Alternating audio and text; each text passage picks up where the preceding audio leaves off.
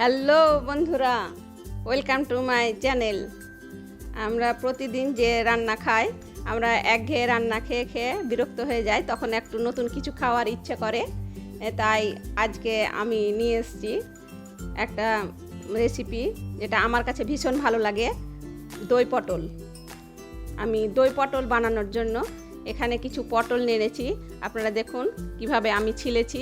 দই পটল বানানোর জন্য পটলটাকে এইভাবে ছিলতে হয়, আর এইভাবে আমি মুখটাকে ফাট করে নিয়েছি।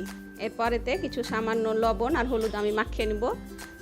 মাখিয়ে আমি এবারে গ্রেভির জন্য এখানে 1.5 চামচ মতো পোস্ত আর কটা কাজু দিয়ে আমি এটাকে পেস্ট করে রেখে দেব। এটা আমি রান্নাতে পরে ব্যবহার করব।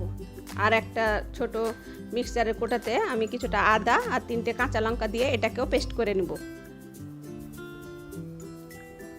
এরপর গ্যাসে কড়াই চাপিয়ে কিছুটা সরষের তেল দিয়ে গরম হলে আমি পটলগুলোকে ভেজে নেব। গ্যাসের ফ্লেমটাকে আমি মিডিয়ামে রেখেছি। মিডিয়ামে রেখে আমি এটাকে লাল করে ভালোভাবে ভেজে নেব, একদম পুড়িয়ে ভাজবো না। দেখুন আমার সুন্দর ভাজা হয়ে গেছে, এবার তুলে নিলাম। এরপর আমি ওই তেলে আমি শুকনো লঙ্কা আর কালো জিরে ফোড়ন দিব। ফোড়নটা সেন্ট ছাড়লে এরপর আমি যে আদা আর কাঁচা লঙ্কার পেস্ট বানিয়ে রেখেছিলাম ওটাকে আমি দিয়ে দিলাম। এটাকে নাড়িয়ে সামান্য জল দিব, মশলাটা যাতে নিচে লেগে না যায়। এরপর বাকি মশলাগুলোকে অ্যাড করব। প্রথমে লবণ দিয়ে দিলাম, এরপর হলুদ, শুকনো লঙ্কার গুঁড়ো, জিরে আর ধনের গুঁড়ো।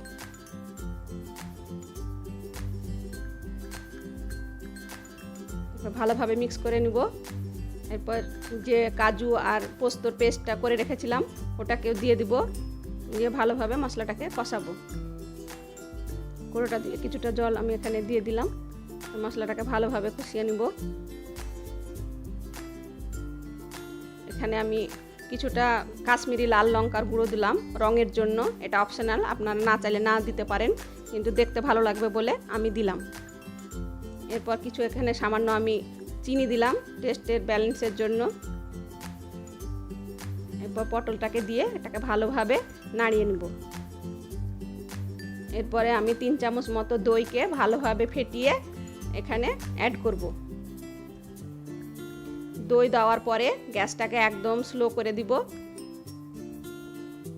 গ্যাস হাই ফ্লেমে থাকলে দইটা ফেটে যাওয়ার ভয় থাকে। গ্যাসটাকে একদম স্লো করে ভালোভাবে মিক্স করে নেব।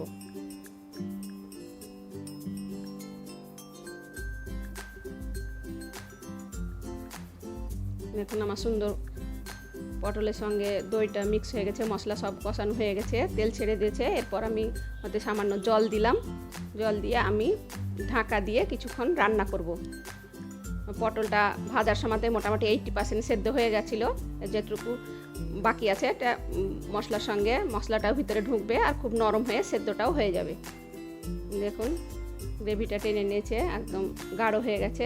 এরপর শেষে আমি কিছুটা কাঁচা লঙ্কা আর সামান্য গরম মশলা আর ঘি, 1 চামচ ঘি দিব। ঘি দিয়ে ভালোভাবে মিক্স করে রান্নাটা আমার হয়ে গেছে। এরপর গ্যাস অফ করে ঢাকনা দিয়ে কিছুক্ষণ স্ট্যান্ডিং টাইমের জন্য রেখে দেব, তারপরে সার্ভ করব।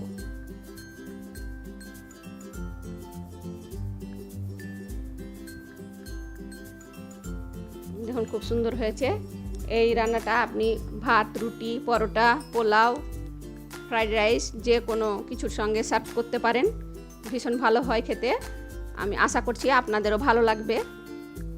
আমার রেসিপি করুন, খান এবং লাইক করুন, কমেন্ট করুন, আমার রেসিপিটাকে শেয়ার করুন, আর আমার চ্যানেলটাকে অবশ্যই সাবস্ক্রাইব করুন। ভালো থাকবেন, সুস্থ থাকবেন। আবার দেখা হবে নতুন একটা রেসিপির সঙ্গে।